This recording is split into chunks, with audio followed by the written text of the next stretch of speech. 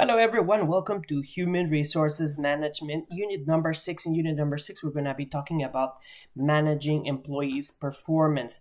This is a very critical area of human resources because, in the end, we are playing with how employees are performing and with their careers and with their advancement. And if this is not done properly, it causes a lot of problems. Firstly, because people feel that the way they are assessed is unfair, or perhaps that they put a lot of effort and it's not reflected into their job performance evaluation.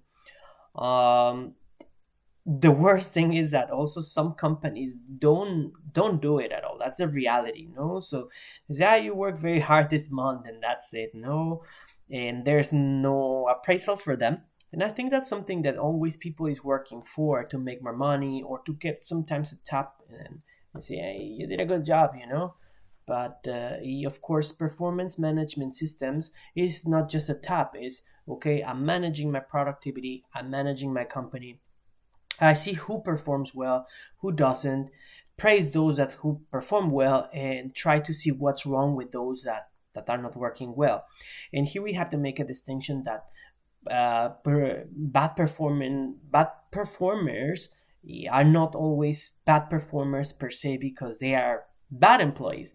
Let's put the case of sometimes sales, no? So what happens if we just look at the numbers and say like, Calvin performs very well, he's the best salesman in the company, and Karen is not. So why? Karen complains a lot, or what's going on?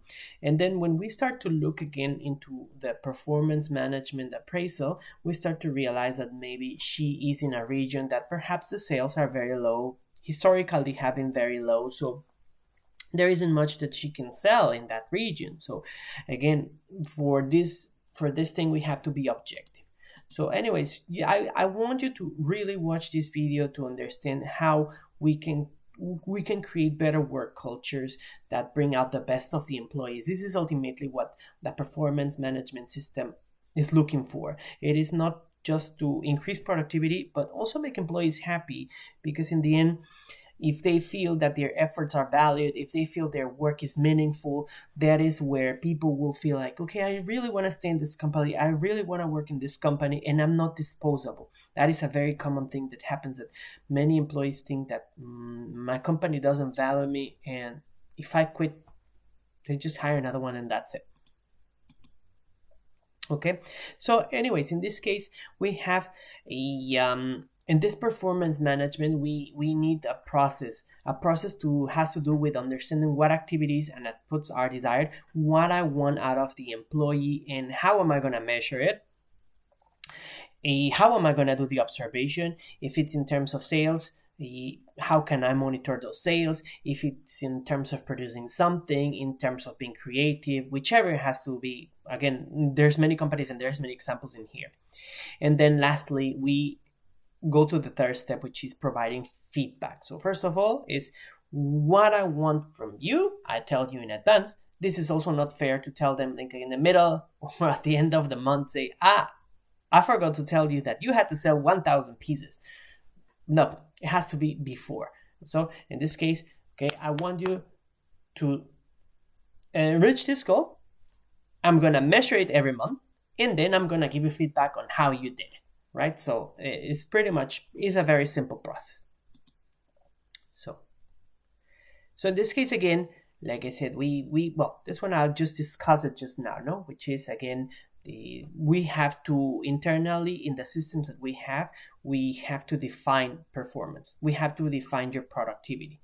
So maybe 5 pieces, 10 pieces, 1,000, one project, etc. Again, first of all, the goals and how they have to do it, we need to tell them in advance. We need to do an ongoing process also of telling them whether they are doing wrong or not. It's not just by the end of the month, you didn't fulfill your goals, sorry, you're not a good performer. No. So we evaluate the performance. We see in terms of whether, for example, if there's any improvements needed, we let them know. And then, of course, if we need to change, if we need to provide feedback that they're not doing well, we let them know. if there's something wrong with the measurement, also we have to redefine again how to measure it. So in this case, again, we have the purposes of them is a strategic purpose. Of course, we need to reach the company goals. We have the administrative purposes because we need to set, and we will talk about that in further units. We need to set the payments and the pay scale, how it goes, how it's defined, right? So in this case, also we need to set who should be paid more, less, benefits, etc. And then, of course, for developmental purposes, which is the employee itself. I want you to grow. I want you to think. I want you to feel that you're moving somewhere, right? Very good.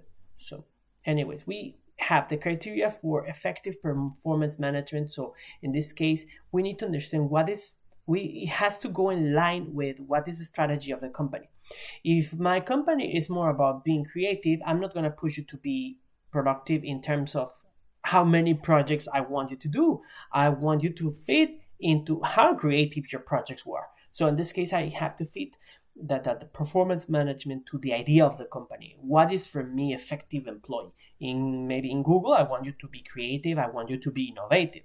Maybe in an accounting company, I need you to see how many books you have processed throughout the month.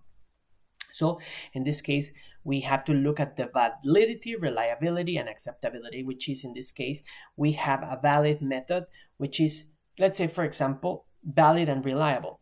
So I say the employee was good or bad.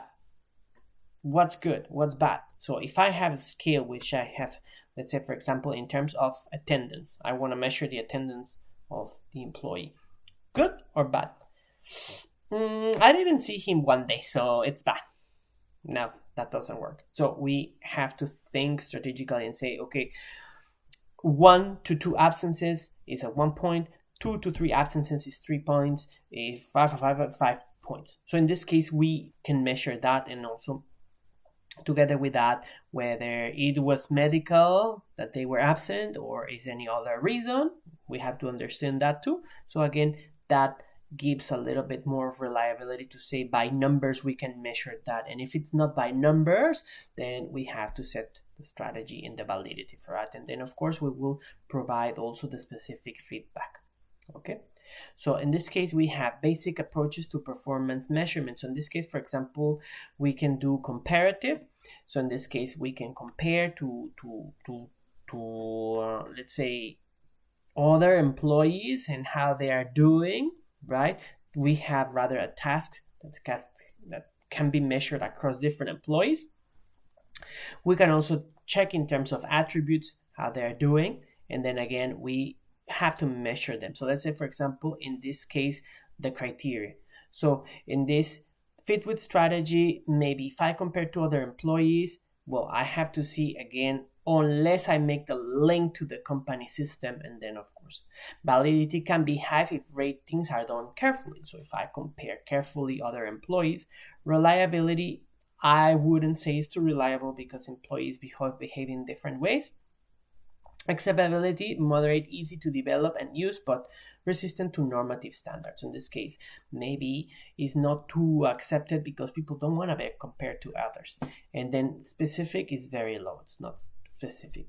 We also can check the attributes of the employee. That's another method of saying that is, for example, maybe is the agency, maybe effectiveness in terms of work, productivity, etc.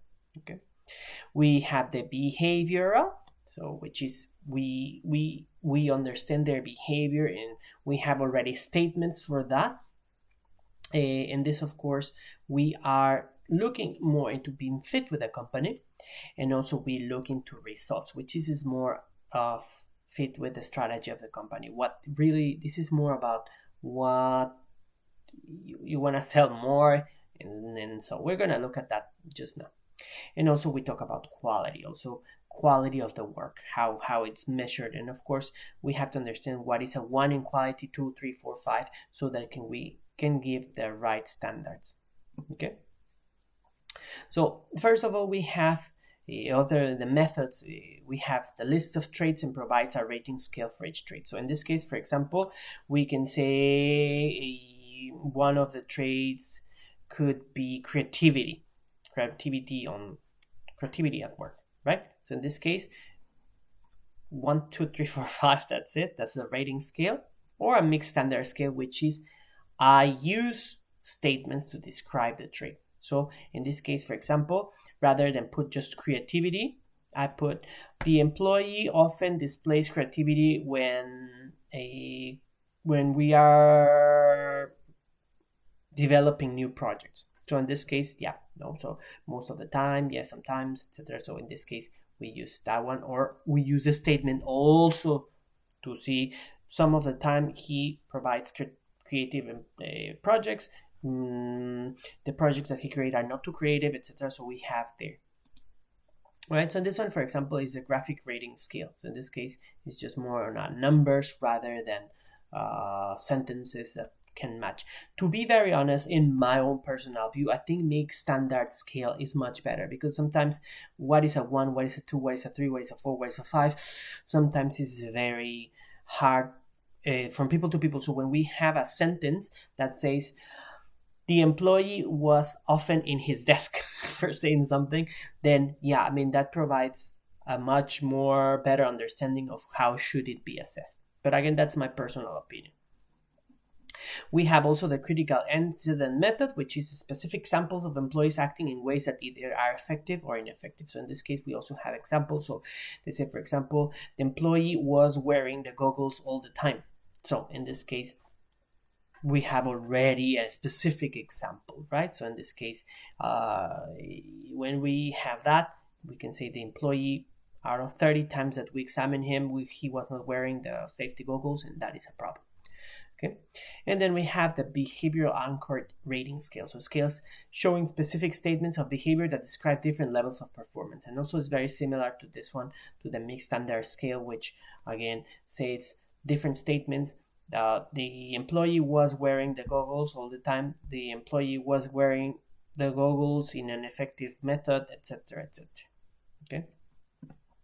This one also, we have the behavioral observation scale. It uses all the behaviors necessary for effective performance to rate performance at a task. So it's the same. It's very, very similar. It just varies in some special ways that it puts all the behaviors, and that is a long list of it. Okay, and then we have the organizational behavior modification. So it's in this case, managing, or a plan for managing behavior of employees through a formal system of feedback and reinforcement, which is we give them feedback and we improve it constantly rather than measured on a scale. Here we have, for example, behavior observation scale. So in this case, we have, you see how it becomes more of sentences, describes the details to change to the employees, and then explains why the change is necessary. So you see, in this case, we have, and also we have some at the end of the scale, it tells us how they scored. Okay, very good. So measuring results, we have different types of measurements. This is very important. So in this case, like I said, it can be by productivity, based on the amount of work that was done, how much was achieved, or it can be management by objectives. In this case, we have, it is not to your self-productivity. It means you are just productive. You have to meet certain standards. 1,000 units produced, X number of sales, etc. That's a more management by objectives. So in this case, for example, we have here management by objectives for a bank. So in this case, the objective to increase portfolio value by 10% over the next 12 months. 90% complete. Increased portfolio value by 9%. So in this case, it was almost there, right? So again, this is more by objective. I'm not saying that if I were to do it in a productivity, I will just look at how you randomly increase the portfolio value. So maybe 1% one month, 2% the other month, and then I'll just look at it into that way rather than a specific number. In this case, like I said, we have specific objective to achieve. Now, we have methods for measuring performance. We also have the total quality management, which in this case, we have two kinds of feedback, which is a subjective feedback, which is somehow we measure in terms of more talking to the employee, telling them what they can improve, how they can do it, but also we have the numbers, the statistical quality controls. In this case, I look at your numbers and I casually and informally tell you. So it is part of two assessments. One, measuring your numbers, and two, measuring yourself as more as a person, more as your performance, your activities, what you do, etc., etc. Okay. So now, when we have errors in measurement, and this happens very often because usually most of the people who assess the employees are not well versed into how to do these rating scales. Of course, over the time, people get more experience and they learn how to do it, but sometimes in the initial periods of these performance management systems, there's some bias also because he's a good employee, he always talks to me, he's my friend. It can be, I don't know, there's always kind of bias. Okay, so we have first of all contrast error. So this one, maybe the scale has a specific, say, let's say for example, number 5, he performs very well. Number 4, he performs very often well. Number 3, regularly he performs well. So there's already a scale and saying like, okay, 500% of the time he reached his goals, right? 4, 90% of the time. 3, 80% of the time. We have specific numbers. But then the rater starts to say, yeah, but you know, the other guy, he sold more than him. So that deserves a 5 and he deserves a 4. No, that doesn't. That's already a contrast error. Because in the end, if you set the scale, it doesn't matter what other employee did. You have to follow that scale. Right? Then we have also distribution errors, which is the rater tends to use only one part of our rating scale. So in this case, if out of 5 numbers, I mostly use 3, 4, and 5. No, what? Let's give them a break. Let's go easy on them. Imagine if in your grades I say I'm gonna mark only from 8, 9, and 10 rather than from 0 to 7. There's the other one in strictness, which is I'm gonna go for 1, 2, and 3 only. I'm not gonna give them any good grades so that they feel pressured and they try to perform much better every month. That doesn't work too, because in the end, employees feel demotivated, employees feel bad, and they don't feel that their work is reflected. And then also the other one is in the central. I'm just going to use, because I don't want them to get too motivated or too down, I'm just going to use some in the middle, and that doesn't work well too. We have rater bias, which is, again, based on your personal feel, I give them better ratings to this one or worse ratings to that one.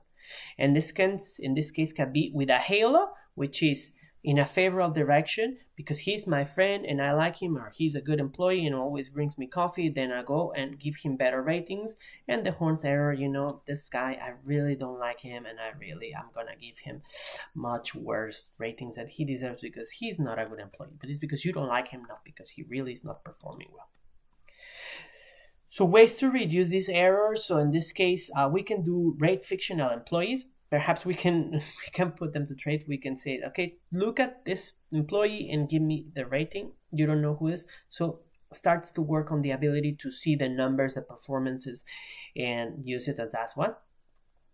We have actual examples of variant performances are studied. So in this case, for example, we look without disclosing the name of a person. Okay, this guy has been an A, this is a B, this is a C. So I want you to look at them and see how they perform differently, and see, you can use it as a guideline for rating them.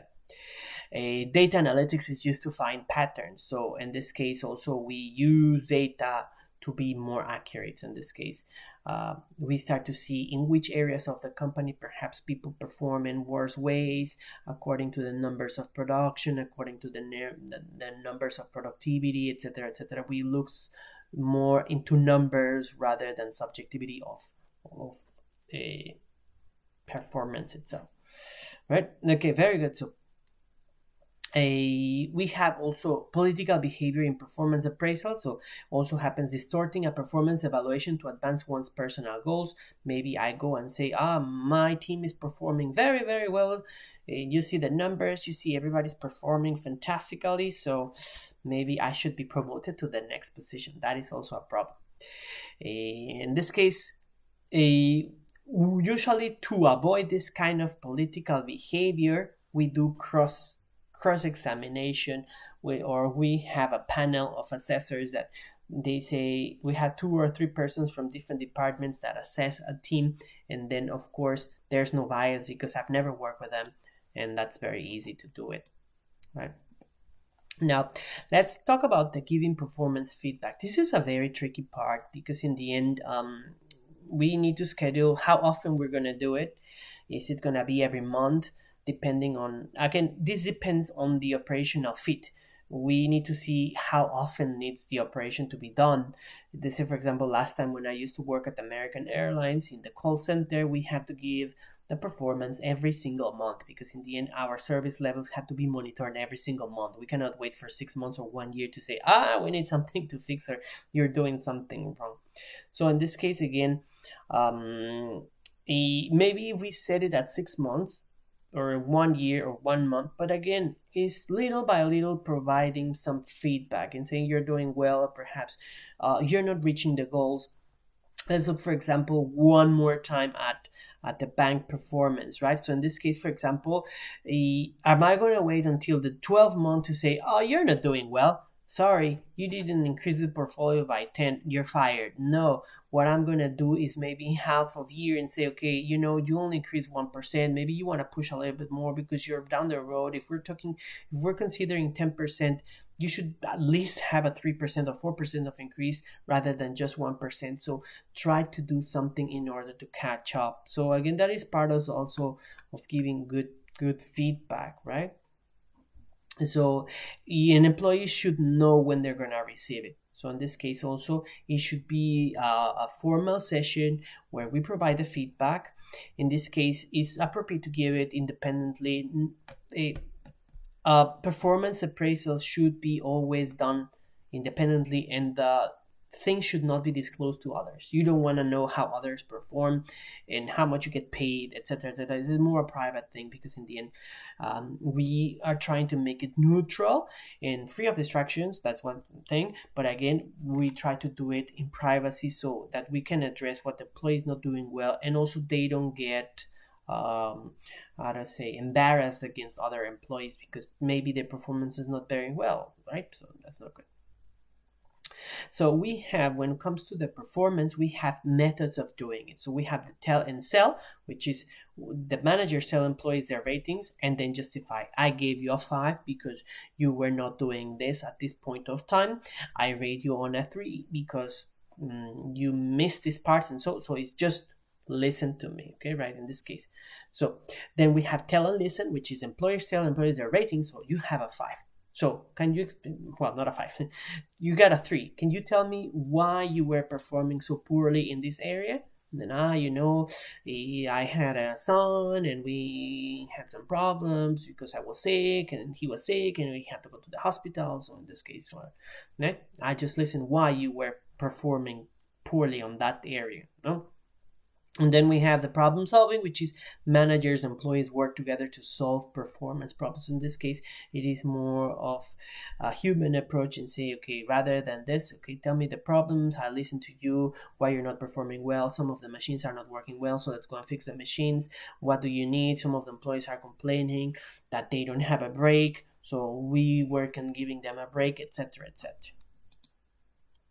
Okay, so again, we have the solutions for performance problems. So not all the time is just, I'm going to fire you. I need to find out why you're not performing. That is the key area of human resources, and that's why it's called human resources. Human, okay? So I need to understand that maybe you don't have the ability, you're not motivated, you're not good at it, or really you don't know how to do it. It could be personal problems. It is always digging and figure out what happened to this person, to this employee? What's the rationale for behaving in a certain way, and how I can do to make you better?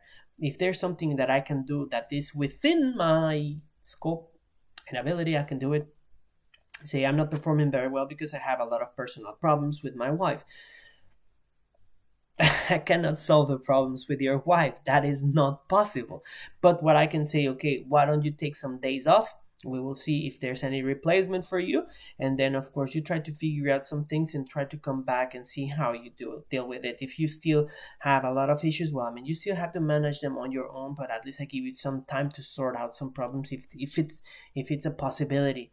Of course, always thinking, well, again, whether we can do it as a company, whether we have that ability financially or operationally to do it. And then, of course, if that really is going to help the employee, because sometimes, if I'm going to give you 4 days off just to cry, but you're not going to improve, there's not much point on it, right? Now, in this case, we have to talk about also the legal requirements for performance management. Here we have to be very clear of what the law says, right? In this case, if there's any sort of discrimination, which in Korea here, I mean, this is still in diapers. This is an area that is not very well done. But again, how am I, here people get fired or hired just because of Sajangnim was upset in the morning and then you didn't do something well. Here they execute their power, and for the legal process to work takes forever. So anyways, we talking about, again, what is within law, for what reasons I can fire you. Not because I put it on the contract that means it's legal. I have to look at the federal regulations or local regulations and see whether that is legal or not. Not because it's in the contract that means it's right. So you can be going against the federal regulation. So if, let's say, in the performance appraisal, I say that you're not coming on time, and then I realize that I fired them because they were not coming, but the employee was sick, then that's an unjust dismissal, and then I can get into legal problems. So we have to be very careful of that. And then now there's a common issue going on, which is about electronic monitoring and employee privacy. So which is, we monitor what employees are doing at work. So some companies say, so I'm gonna check your computer. I have software installed that checks your activity and monitors it and see whether you're looking at social media or so. So employee says that this is not fair, but again, I mean, you're using the company's equipment, so in the end, you're there to work. You're not there to look at social media. But we understand that also employees cannot be working nonstop. So again, I mean, there's still a lot of room for this to be measured and assessed and understand to what extent is okay to limit employees or not to use social media or their phones. Or are you going to be a company that really is more authoritative and says no phone, no social media, no internet, no nothing at all?